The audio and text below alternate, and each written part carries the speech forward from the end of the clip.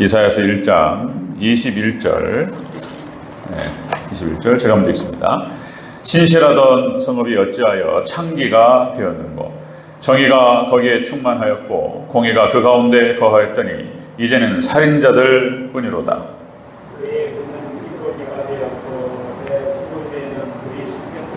네 고관들은 폐역하여 도둑과 짝하며 다 뇌물을 사랑하여 예물을 구하며 고아를 위하여 신원하지 아니하며 과부의 송사를 수리하지 아니하는도다. 그러므로 주 만군의 여호와 이스라엘의 전능자가 말씀하시되 슬프다. 내가 장차 내 예정에게 복음하여 내 마음을 하여 내 원수에게 복음하여 내가 또 내 손을 내게 돌려 내 찌꺼기를 잿물로 씻듯이 녹여 청결하게 하며 내 혼한 물을 다 제하여 버리고 내가 네 재판관들을 처음과 같이 내 모사들을 본래와 같이 회복할 것이라. 그리한 후에야 네가 의의 성읍이라 신실한 골이라 불리리라 하셨나니. 아멘. 네, 인사하겠습니다. 오직 예수님, 예수님의 은혜와 평강이 넘치시기를 축원합니다. 아멘. 네, 오늘 함께 읽으신 이사야서 1장 21절에서 26절 말씀, 오늘 본문을 토대로 지난 시간에 이어서 죄로 가득한 성읍 모습이라는 제목으로 말씀을 이어가도록 하겠습니다. 죄로 가득한 성읍 모습, 예루살렘을 말한다 그랬죠. 구약의 이스라엘 백성들이 타락할 때 이런 모습이었다라고 하나님께서 이사야 선지자를 통해서 이스라엘 백성들에게 말씀하고 계십니다. 자, 역사는 반복된다.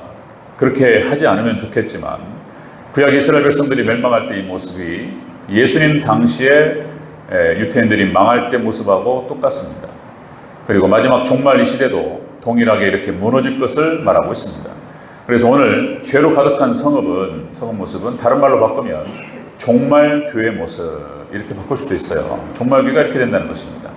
자, 여러분들 여러 번 말씀드렸듯이 예수님께서 마태복음 24장 2절에서 돌 위에 돌 하나도 남지 않고 다 무너지리라 이렇게 말씀하셨어요. 예루살렘이 무너질 것을 말씀하신 것이고, 그리고 마지막 교회가 무너질 것을 말씀하셨어요. 마태복음 24장 마지막 때 제자들이 물어본 거예요. 주의 임하심과 주께서 임하실 때 어떤 일이 있겠습니까? 이렇게 예수님께 물었던 말씀에 대한 답변이 되는 거예요. 다 무너지는 것입니다.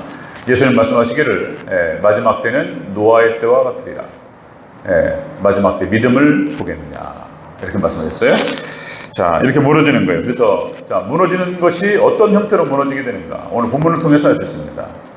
그 무너진다는 것이 대체 무슨 뜻이냐, 이렇게 구약교회가 이런 모습이었어요. 마지막 종말 교회 때 이런 모습이 된다는 뜻이에요. 자, 지난주에 살펴봤던 거 첫 번째, 그러니까 죄로 가득한 성읍 모습. 첫 번째가 음녀가 판을 칩니다. 신실하던 성읍이 창기로 가득 찼다. 교회 안에 순 다 바람 피는 거예요. 이 바람 핀다는 것이 무슨 이렇게 음란한 그러니까 사상적 음란을 말하는 거예요. 사상적 음란. 그러니까 하나님도 믿고 본처 신랑도 사랑하고, 그다음에 남자친구도 사랑하고, 그다음에 또 이제 세컨드, 서드 이렇게 셋째 남자친구, 넷째 남자친구 이렇게 되는 거예요. 그래서 하나님도 믿고 돈도 믿고 다 사랑하는 거예요. 다 이렇게 되는 거예요 지금. 자, 신실하던 성읍에 창기가 가득했다. 두 번째, 정의가 무너지고 그리고 살인만 가득 찼다. 서로 미워하고 분노하고 서로 죽이고 싶어하고 막 이래요.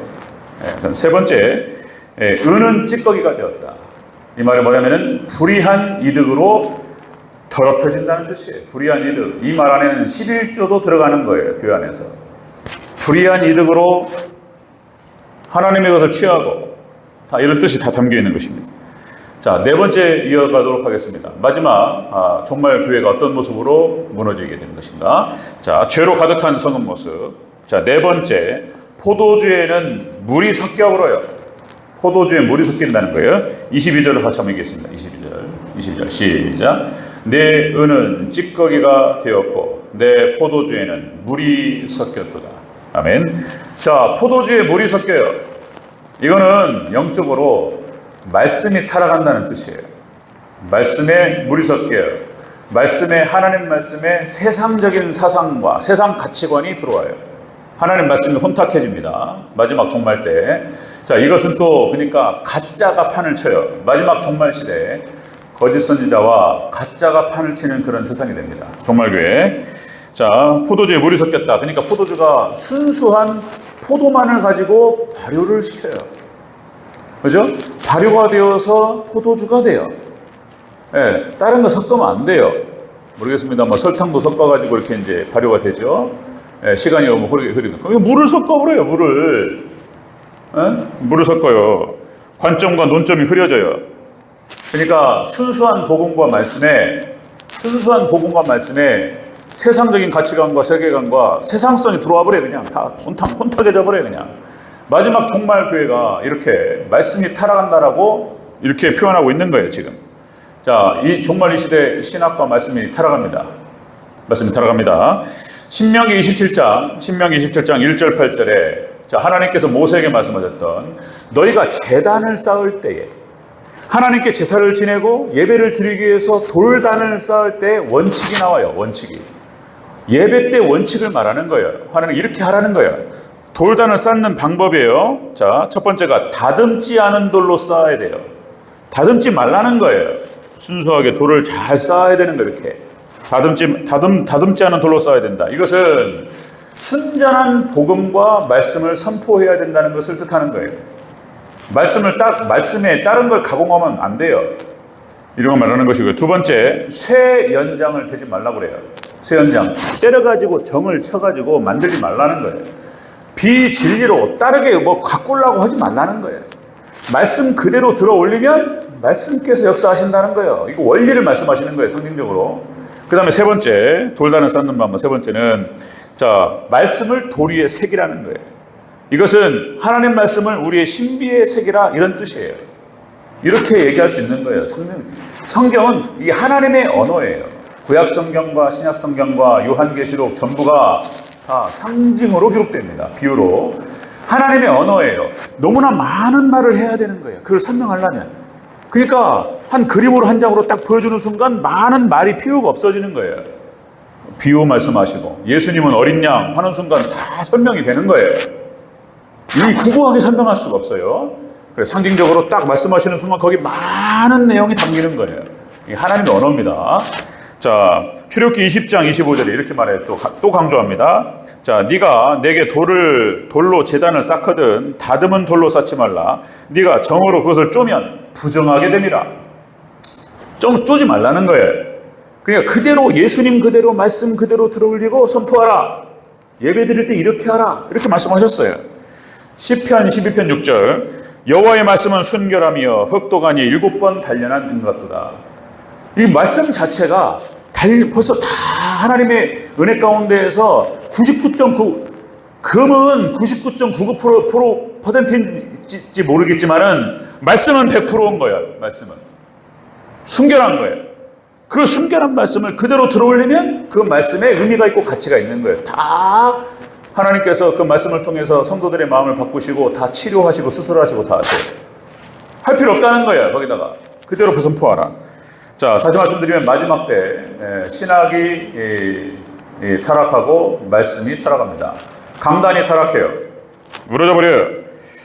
자, 그래서 제가 지금 하는 설교 방법은 18세기 방법을 하는 거예요. 제가 청교도들이 3대지 설교를 했고 18세기 이 3대지 설교로 그전에도 말씀드렸듯이 전 세계 선교를 완성했어요. 우리 한국교회도 3대지가 들어왔던 거예요. 그래서 제가 우리 김순환 목사님 설교를 제가 많이 못 들어봤어요. 들어왔는데 우리 아버님 세대 김순환 목사님 우리 아버님 세대 여기는 3대지 설교했던 거예요. 네, 3대지 설교했던 거예요. 이게 무너져 버린 거예요. 제목과 대지가 무너지면서 무슨 말을 하는지를 못 알아듣게 해버렸어요. 사탄이 이렇게 한 거예요. 강해 설교라고 하는 이름을 붙여가지고 뭔가 설명을 하는데 30분, 40분, 50분 동안 계속 1시간 내내 뭐라고 떠드는데 뭔 말인지를 못 알아듣는 거예요. 그때도 말씀드렸죠? 마치 신문에 제목이 없는 헤드라인이 없는 기사를 읽는 거하고 똑같다니까요. 무슨 말을 하는지 다 읽고 파악을 하려면 못 듣는 거예요. 제목에서 딱 달아주면 끝나는데 오늘 죄로 가득한 성읍이에요. 이 얘기를 하는 거예요, 지금. 그러니까 이게 제가 18세기 방식으로 하고 있는데 이게 맞는 거예요. 1970년대 말씀이 타락하기 시작합니다. 이 크레독이라고 해서 설교가 타락해요. 그래서 균합법적인 설교 이런 얘기, 그 근원이 뭐냐면 근원이 포스트 모더니즘. 그래서 이제 상대주의 세계관이 나타납니다. 그러니까 전체 세계 분위기가, 사상적 분위기가 상대주의 세계관이라고 하는 것은 너도 맞고 나도 맞고 이런 거예요. 절대 진리가 없어요. 하나님 말씀이 부정되기 시작하면서 절대 진리는 없어요. 그러니까 그래, 너도 존중하고 우리 틀리다고 얘기하지 말고 다르다라고 얘기하자. 그리고 네 생각도 존중하고 내 생각도 존중하고 이렇게 돼버렸어요. 그러니까 하나님 말씀을 교회에서 이렇다 저렇다, 이건 하지 마라 이건 하라 이렇게 말하면 기분 나쁘다는 거예요, 교인들이. 그래서 1970년대부터 타협하기 시작한 거예요. 타협. 그렇게 해가지고 이렇게 말하는 거예요. 이렇게 뭐 하라 하지 마라 명령적으로 얘기하지 말고 이렇게 이제 이해시키고 그 다음에 설득시키고 이렇게 하자. 그렇게 나온 설교법이 균합법적인 설교법인 거예요. 뭐 설교의 혁명, 이게 신설교학입니다. 말씀이 타락하면서 그 설교법이 나오기 시작하고 미국 교회가 무너져 버렸어요. 한국 교회에 현격하게 들어와가지고 무너져 버렸어요. 자, 상대주의 세계관, 여러분들 얼마 전에, 그러니까 꽤 됐죠? 그 전에 말씀드린 것 같은데 영국에서 차별금지법이 통과됐습니다. 미국에 몇 개주 안 남았어요. 미국 50개 중에서 거의 다가 다 차별금지법이 통과가 됐습니다. 동성애가 다 합법화됐어요. 영국도 유럽에 있는 거의 모든 국가가 다 차별금지법이 통과됐습니다. 그런데 영국에서 어떤 교회에서 어떤 목사님이 이렇게 설교한 거예요. 동성애는 죄다. 남색하는 자는 하나님의 나라를 유업으로 받지 못한다. 동성애는 하면 안 된다. 동성애 죄입니다. 이렇게 설교한 거예요. 한 1000명 모이던 교회였어요. 큰 교회였습니다. 그런데 그 다음 주에 반절이 나가버렸어요. 500명 이상이 교회를 나가버렸어요. 그냥 목사님이 너무나 보수적이라는 거예요. 그거를 이해를 못한 국가에서 차별금지법이 통과돼서 동성애자들이 많으니까 좀 포용하자. 이것이 지금 상식이 되고 대세가 되고 있는데 목사님이 강단에서 차별금지 안 된다 이렇게 얘기해버리니까 하나님 말씀에 근거를 두고 그랬더니 반절이 나가버렸다니까요. 그러니까 교회가 이렇게 되니까 사람들의 생각도 좀 존중하면서 너무나 극단적으로 얘기하지 마라. 이런 어떤 합리적인 생각들이 돌아가기 시작하면서 강단이 무너져 버렸어요. 이렇게 됩니다. 죄로 가득한 모습, 네 번째, 가짜들이 판을 치고 말씀이 들어갑니다. 말씀이. 자, 다섯 번째 보겠습니다. 죄로 가득한 모습. 다섯 번째는 고관들은 패역하여 도둑과 짝했다. 도둑이 돼버렸어요. 교회의 지도자들이 도둑이 돼버렸습니다. 22절 다시 한번 읽겠습니다. 22절, 23절 초반부 읽겠습니다. 시작. 내 고관들은 패역하여 도둑과 짝하며. 네 고관들은 패역해서 도둑과 짝했다. 이 말이 또 다시 말하면은 교회의 지도자들이 도둑이 돼버렸다는 뜻이에요. 마지막 종말 때 신앙이 무너지니까 이런 현상이 벌어지는 거예요. 정의가 무너지고 살인만 가득하고 말씀은 타락하고 이런 거예요. 물질은 그러니까 불의한 이득들이 판을 치고 이렇게 돼요. 고관들이, 교회 지도자들이요, 도둑이 돼버렸어요. 이런 얘기하는 거예요. 여기 패역하다라고 하는 뜻이 반항하다, 배반하다 그런 뜻이에요. 하나님을 반항하고 배반해요. 교회에서 이런 일이 벌어져요. 자, 목이 곧은 백성, 하나님께서 이스라엘 백성들을 말씀하실 때에 패역한 백성, 목이 곧은 백성. 이스라엘 백성들이 출애굽을 해서 광야 40년 동안 얼마나 많은 불평과 불만을 쏟아내는지 이로 셀 수가 없어요. 그리고 금송아지 만들고, 그렇죠? 가네스 바네아 앞에서 정확하게 불신앙을 드러내요.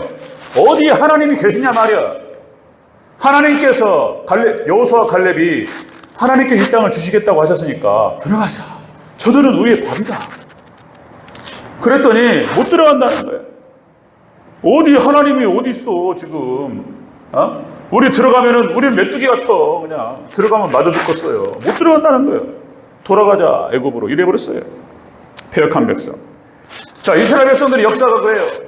사사기 역사가 그렇고 구약의 이스라엘 백성들 열왕기 역사가 그렇고 그래서 하나님께서 어떻게 하셨냐면 그 출애굽 2세대가 믿음으로 여호수아 갈렙을 중심으로 해가지고 가나안 정복 전쟁을 승리를 이끌면서 그 땅을 차지했고 그 땅에 들어갔습니다.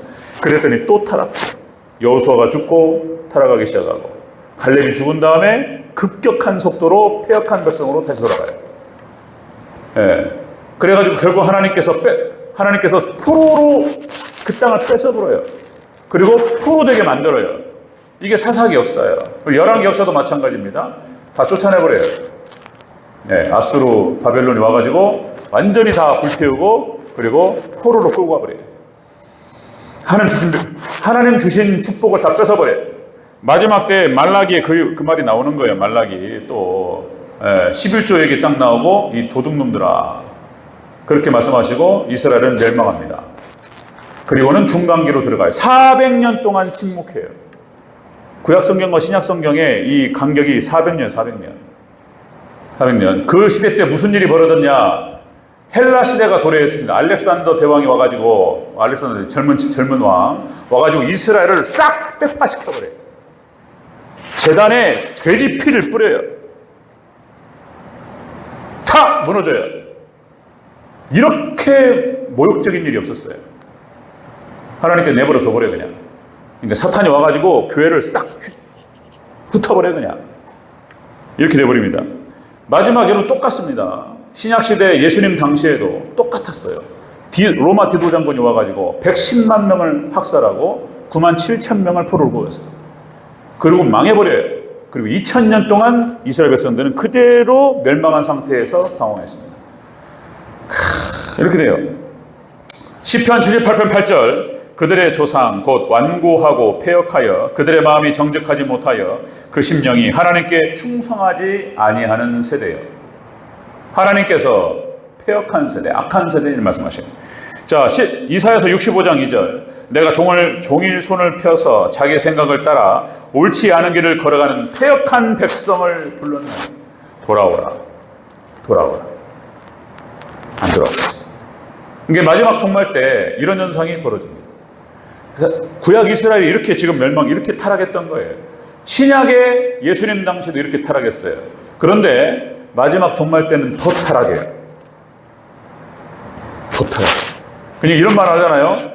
태양이 뜨기 전에 가장 춥다고 그러잖아요. 그러니까 이제 지구가 공전하고 좌전하는데 이제 낮에 그 햇볕으로 말미암아 달궈졌던 것이 저녁 12시가 넘어가고 1시, 2시, 3시 이제 땅이 식잖아요. 그리고 이제 한 6시, 7시에 해가 뜨기 전에 가장 추운 거예요, 그때가. 그러니까 예수님께 재림하시기 직전이 가장 추워요. 가장 타락하는 거예요, 종말 때. 여러분들 가룟 유다가 마찬가지입니다. 가룟 유다. 자, 사도행전 1장 25절에 이렇게 표현하죠. 가룟 유다. 유다는 이 직무를 버리고 제 곳으로 갔나이다. 이렇게 표현해요. 그리고 새로운 사도가 필요해서 matthea를 뽑아요. 그러니까 유다는 제 곳으로 갔어요. 예? 이 직무를 버리고 제 곳으로 갔다. 이게 무슨 말이냐면 멸망의 자리에서 이제 예수님을 만나가지고 구원의 자리로 갈 뻔했어요. 가룟 유다가. 3년을 따라다녔어요. 그리고 3년 동안 따라다니다가 돌아가 버렸어요. 그냥 자기 곳으로. 멸망의 자리로 돌아갔다는 뜻이에요. 가룟 유다가 이렇게 가는 거예요. 이렇게. 그냥 교회 안에서 예수님 믿어보려고 따라갔다가 돌아가는 사람들이 많이 생겨요. 자기 제 곳으로 돌아가는 거예요. 멸망의 자리로. 자, 종말 이 시대, 종말 교회가 이렇게 무너진다라고 하는 것입니다. 무너져요. 죄로 가득한 성은 모습은 바로 이런 것이다. 말씀이 타락합니다. 가짜들이 판을 치고요. 포도주에 물이 타요. 5번째, 교회 지도자들이 도둑이 돼요. 이건 이제 구약교회의 모습이고, 이거보다 더 타락합니다. 마지막 때. 6번째 보겠습니다. 6번째. 죄로 가득한 성은 모습 6번째. 뇌물을 사랑하여 예물을 구해요. 뇌물. 23절을 다시 한번 읽겠습니다. 23절 시작. 네 고관들은 패역하여 도둑과 짝하며 다 뇌물을 사랑하여 예물을 구하고. 아멘. 뇌물을 사랑하여 예물을 구한다. 자, 이 말이 무슨 말이냐면 이런 거예요.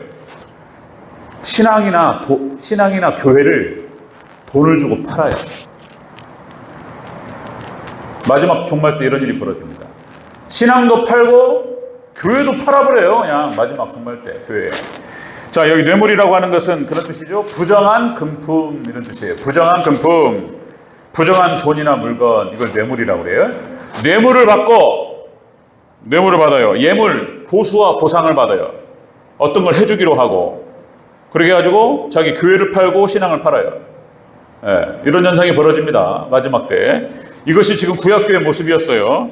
여러분들, 사울왕이 다윗을 죽이기 위해서 사울이 집권하던 시기에는, 그러니까 사울왕이 집권하던 시기에는 사울 밑에 있는 모든 고관들이 다 출세지향, 다 권력지향인 거예요. 윗물이 맑아야 아랫물이 맑은 거예요. 윗물이 타락하니까 아랫물은 다 더러워지는 거예요. 그러니까 사울왕 시대 때 도액 같은 인물이 나타나는 거예요. 도액. 에돔 족속, 에서의 자손이에요. 에서의 자손이고, 이스라엘 백성이 아니에요. 에돔은 하나님 백성이 아니에요. 에서의 자손, 에돔의 족속이에요. 도액이. 그래가지고 사울 밑으로 들어가가지고 가진 나쁜 짓을 다 해요. 그렇게 되는 거예요. 윗물이 맑아야 아랫물이 맑습니다. 마지막 때 이렇게 돼요. 정의와 진실은 다 사라집니다. 그런 거 중요하지 않아요. 무슨 정의가 중요하고 진실은 다 중요하지 않아요. 그런 건 중요하지 않고, 내가 사느냐 죽느냐, 내가 잘 되느냐, 내가 권력을 차지하느냐, 이게 중요한 거예요. 우리 지금 한국의 정치를 보세요. 뭐 이렇게 되는 거예요. 자, 그러니까 사울왕 시대 때 이랬는데, 자, 구약 이스라엘이 가장 타락했던 아합과 이세벨이 지배했던 시대는 어땠을까? 여러 말 하지 않아도 아는 거예요. 우상숭배가 판을 치고 가장 타락했어요. 이스라엘 이렇게 됐어요. 이렇게. 마지막 종말 교회가, 다시 말씀드립니다. 세상 얘기가 하는 거 아니에요. 세상 얘기가 아니고 교회 얘기를 하는 거예요. 지금 교회가 이렇게 타락한다고. 뇌물을 받고 예물을 구하고 이렇게 돼요.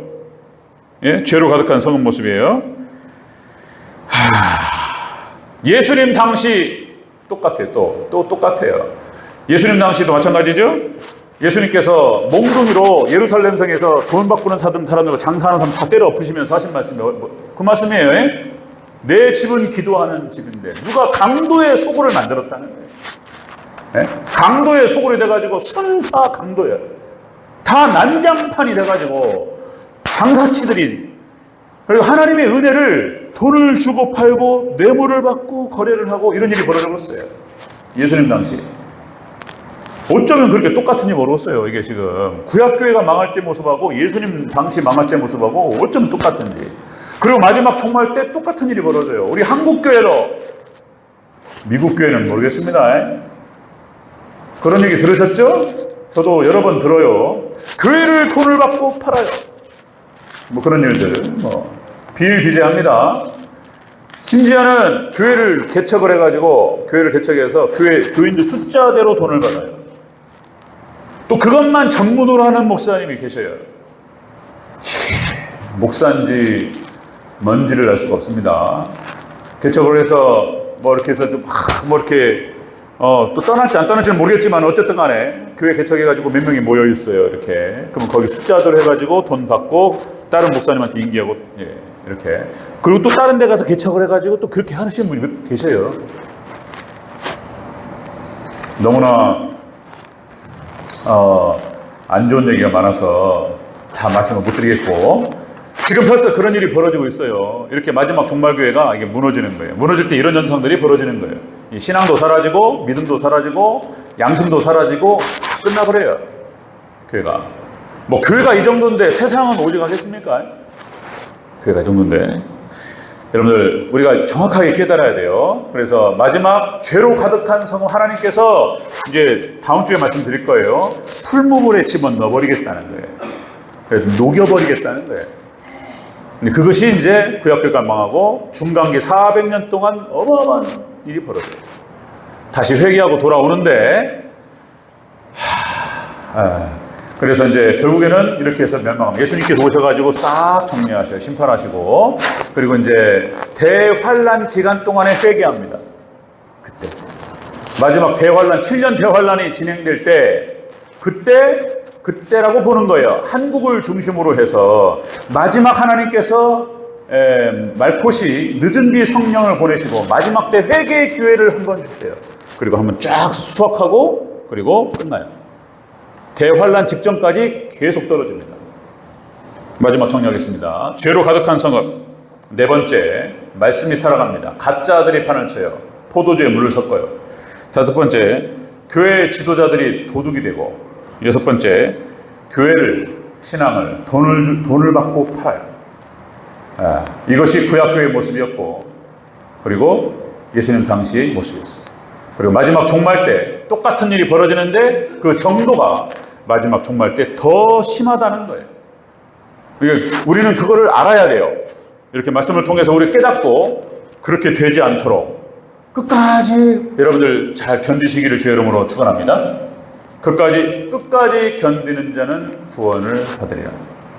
하나님 타락하지 않게 하옵소서. 이런 거예요. 그러니까 예배 시간에 빠지고 이렇게 기도 안 하게 되고 이러면서 원래 이렇게 타락할 정도는 아니었어요. 어떻게 하다 보니까 이렇게 떨어져 버려요, 그냥. 추락하는 건 낙의가 없습니다.